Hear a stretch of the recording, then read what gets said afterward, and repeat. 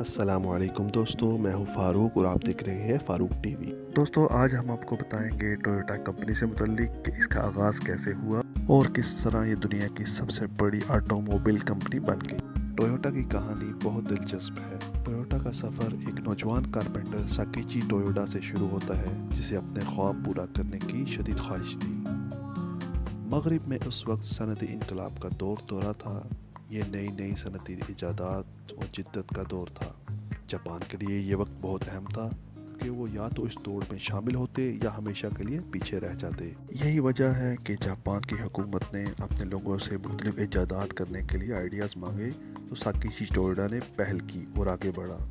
دوستو ساکیچی ٹویوٹا ہمیشہ اپنی ماں کو روایتی کھڈی پر کپڑا بنتے دیکھتا، جو کہ بہت مشکل کام تھا۔ اس لیے اس نے ایک بہتر کھڈی بنانے یا لوم بنانے کا تہیہ کر دیا۔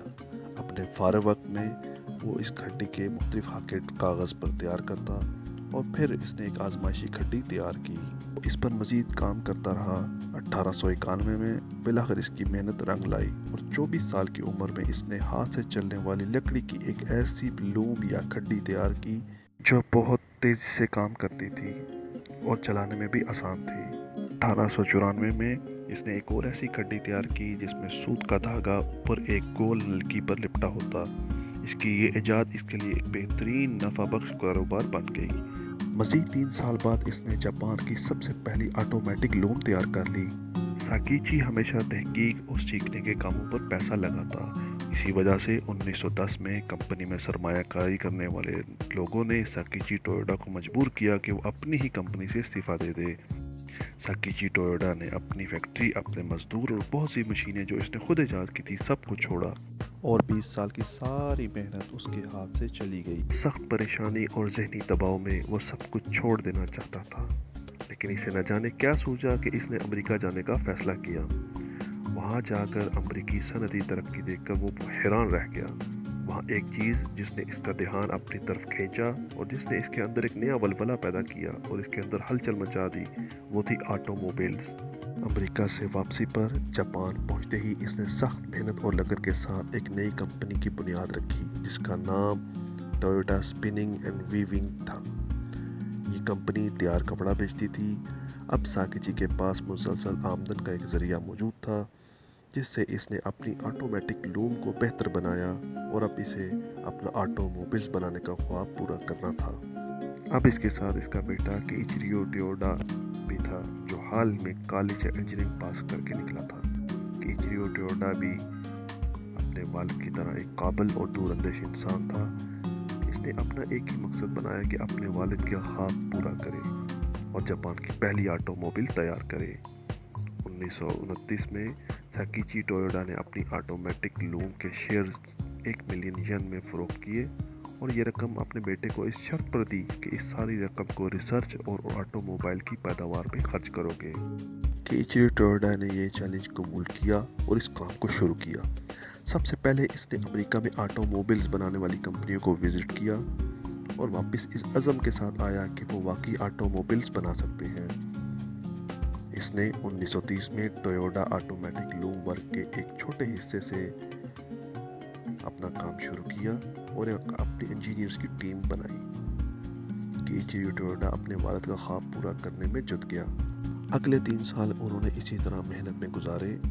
1933 میں Toyota automatic loom work company نے اپنا باقاعدہ آٹو موبائلز کا ڈپارٹمنٹ بنایا اور اسی سال ان کے انجینئرز کی ٹیم نے جاپان کا سب سے پہلا پروٹوٹائپ آٹو موبائل انجن بنایا۔ 1935 میں انہوں نے بالآخر 5 برس کی محنت کے بعد ایک ناممکن کو ممکن بناتے ہوئے ٹویوٹا کی سب سے پہلی پروٹوٹائپ آٹو موبائل یعنی گاڑی تیار کی، جسے ماڈل A1 کا نام دیا گیا۔ ٹویوٹا کمپنی ایک بار پھر ترقی کی طرف گامزن تھی، لیکن اس دفعہ کپڑا بنانے والی لومز کی بجائے آٹو موبائلز کے ساتھ وہ سامنے آئے۔ اب ان کے پاس ایک نئی پروڈکٹ تھی اور ایک نیا نام بھی۔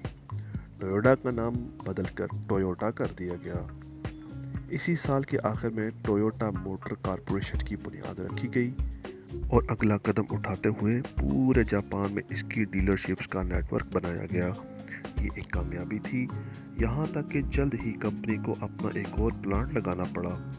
مزید فنڈز کے لیے کیچیریو ٹویوٹا نے کمپنی کے کچھ شیئرز بیچے اور ٹویوٹا موٹرز کمپنی لمیٹڈ کی بنیاد رکھی۔ نیا پلانٹ بنا جو آج ٹویوٹا سٹی کے نام سے جانا جاتا ہے۔ 40 کی دہائی کے آخر میں دنیا کی معاشی حالت نے ٹویوٹا کو بینکوں کا مقروض کر دیا۔ بہت سے مزدوروں کو کمپنی سے نکالنا پڑا۔ 2 سال بعد کمپنی کو اپنے 2 پلانٹ بند کرنے پڑ گئے۔ آٹو ورکرز یونین کے لوگوں نے ہڑتالیں کی اور پیداوار بالکل بند کر دی۔ کیچیریو ٹویوٹا کو استعفیٰ دینا پڑا، لیکن کچھ ہی سال بعد کمپنی ایک بار پھر اپنی پیداواری صلاحیت بڑھانے میں کامیاب رہی۔ کیچیریو ٹویوٹا کے ایک کزن ایچی ٹویوٹا تھے، جو کہ ٹویوٹا کی پہلی کار بناتے وقت انچارج تھے۔ انہیں یہ ٹاسک دیا گیا کہ جاپان کی آٹو موبائل بنانے کی صنعت میں جدت لائی جائے۔ انہوں نے اپنے ایک پرانے ساتھی ٹائچی اونو کو اس کی ذمہ داری دی۔ انہوں نے ٹویوٹا کی پیداواری صلاحیت کو اصلاحات کے ذریعے بڑھایا۔ کم وقت میں زیادہ پیداوار کے لیے انہوں نے ایک ایسا نظام تشکیل دیا جسے بعد میں ٹویوٹا پروڈکشن سسٹم کا نام دیا گیا۔ 50 کی دہائی کے وسط میں ٹویوٹا جاپان کی سب سے زیادہ گاڑیاں بنانے والی کمپنی بن گئی۔ ٹویوٹا کمپنی نے جلد ہی عام گھریلو گاڑیوں کے ساتھ ساتھ پک اپس اور بڑے ٹرک بھی بنانے شروع کر دیے، جس سے اس کے کاروبار کو مزید وسعت ملی۔ 50 کی دہائی کے وسط میں ٹویوٹا کمپنی نے طے کیا کہ وہ اپنے کاروبار کو وسعت دیتے ہوئے گلوبل مارکیٹ میں جائیں گے۔ 1955 میں انہوں نے اس پر کام شروع کیا اور 1957 میں امریکہ میں ٹویوٹا نے ٹویوٹا موٹر سیلز USA کی بنیاد رکھی۔ 1 سال کے اندر پہلی ڈیلرشپ ہالی ووڈ، کیلیفورنیا میں کھلی۔ تمام امیدوں کے برعکس پورے سال میں امریکہ میں صرف 300 گاڑیاں بکیں۔ تحقیق پر پتہ چلا کہ جاپانی گاڑیاں جاپان کی چھوٹی سڑکوں کے لیے تو مناسب تھیں، لیکن امریکی لمبی ہائی ویز پر یہ وہ کارکردگی نہ دکھا سکیں جس کی یہ توقع کر رہے تھے۔ ٹویوٹا نے ہمت نہ ہاری، اب انہیں امریکی ماحول کے مطابق گاڑیاں بنانی تھیں۔ اس پروجیکٹ کی نگرانی کیچیریو ٹویوٹا کے بیٹے شوئچیرو ٹویوٹا نے کی اور ایک نظام متعارف کرایا جو آج ٹویوٹا ٹوٹل کوالٹی کنٹرول کے نام سے جانا جاتا ہے۔ یہ نظام نہ صرف امریکہ بلکہ باقی دنیا کے ماحول اور ضروریات پر نظر رکھتا تھا۔ اسی طرح اس نظام نے ٹویوٹا کو گلوبل کمپنی بننے میں بہت مدد کی اور پھر کمپنی نے اپنی گاڑیاں امریکہ کے علاوہ برازیل، تائیوان، سعودی عربیہ اور آسٹریلیا میں بھی برآمد کی۔ کمپنی نے اپنی ریسرچ میں کسٹمر کی ضروریات کا ہمیشہ خیال رکھا اور امریکہ میں کورونا نامی گاڑی لانچ کی جو کامیاب رہی۔ اس کے بعد 1966 میں کمپنی نے کرولا گاڑیوں کا اجرا کیا۔ کرولا گاڑی نے تو جیسے پوری دنیا میں دھوم ہی مچا دی۔ اس کی ڈیمانڈ میں بہت اضافہ ہوا اور یوں کمپنی کی سیل بہت بڑھ گئی۔ اس کے بعد کمپنی نے اگلا قدم اٹھایا اور بجائے تیار گاڑیاں جاپان سے بھیجنے کے مختلف ممالک میں اسمبلی پلانٹ لگائے۔ 1980 تک اپنی مسلسل محنت، لگن اور تحقیق کے باعث ٹویوٹا ایک گلوبل کمپنی بن گئی اور دنیا کے تمام براعظموں میں اس کی گاڑیاں پہنچ چکی تھیں۔ 1999 میں عام گاڑیوں سے آگے بڑھتے ہوئے ٹویوٹا نے لگژری گاڑی لیکسس کا اجرا کیا اور آج بھی لگژری گاڑیوں میں لیکسس اپنا ثانی نہیں رکھتی۔ یہ آرام دہ گاڑی بہت سی سہولیات سے آراستہ تھی۔ اس کے بعد بہت ساری دیگر لگژری برانڈ بھی ٹویوٹا نے لانچ کیے۔ ہر قسم کے ماحول اور ضروریات کے مطابق گاڑیاں ٹویوٹا نے بنانا شروع کر دی تھیں۔ یوں ٹویوٹا آٹو موبائلز جو ایک شخص کے خواب سے شروع ہوا تھا گلوبل حقیقت بن کر سامنے آ گیا۔ آج ٹویوٹا کی لاکھوں گاڑیاں ہر سال پوری دنیا میں بکتی ہیں اور آج ٹویوٹا دنیا کی سب سے بڑی کمپنی شمار ہوتی ہے۔ تو دوستو یہ تو تھی ٹویوٹا کمپنی کی کہانی جو ایک شخص کے خواب سے شروع ہوئی اور گلوبل حقیقت بن کر سامنے آئی۔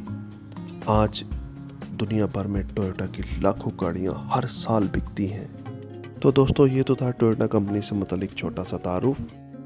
امید ہے یہ معلوماتی ویڈیو آپ کو پسند آئی ہوگی۔ اس ویڈیو کو لائک کیجئے، اپنی آراء کا اظہار کیجئے اور مزید ایسی معلوماتی ویڈیوز کے لیے میرے چینل کو سبسکرائب ضرور کیجئے۔ تو دوستو اپنا خیال رکھیے گا، دعاؤں میں یاد رکھیے گا۔ اللہ حافظ۔